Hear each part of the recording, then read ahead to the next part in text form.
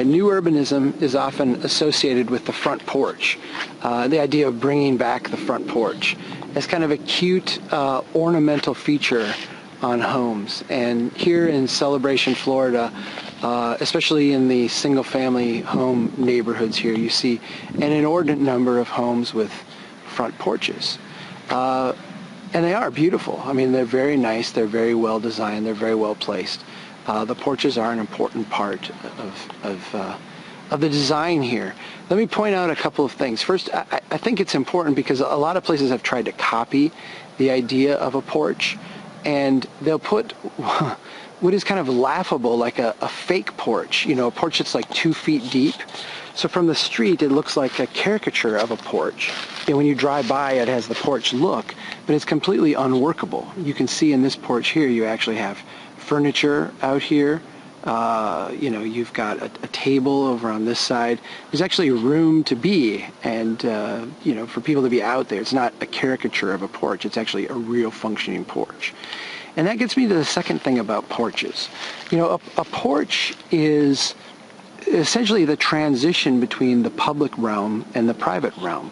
When you get out to the sidewalk out here in the street and this park that we're in, that is very clearly the public realm. When you get within the building, behind those windows there, that is very clearly the private realm. So you have the public realm and the private realm. The porch essentially comprises that transition. I'm going back and rereading some of my Jane Jacobs now, 12 years after I read it in graduate school. And it's amazing how much more I get out of it this time around, just having kind of lived and breathed this a little bit more in the intervening 12 years. She talks very early on in the, I think it's I can't remember which one it is. I think it's the Death and Life of Great American Cities. She talks about the eyes on the street principle. This park feels incredibly safe right now. I can't ever imagine a crime happening here. And not just because this is an upper class, wealthy, rich neighborhood, but because, I mean, you've got all these eyes on the street. And even though there aren't necessarily probably people home in these places, the fact that there are so many homes with their orientation towards the street, not with a big huge garage up front, but with the front porch, the windows, the whole thing facing the street, it gives us a very, very safe feel. Jane Jacobs actually talks about self-policing and how these neighborhoods kind of police themselves. Before, you didn't need patrol people driving up and down the street. You didn't need the security cameras and all that because you had the eyes on the street. This is exactly what she's talking about. I realize that this is not a crime-prone type of neighborhood, but there actually was a murder here in Celebration, I want to say within the past 12 months. And the way that that was discovered was because people missed him.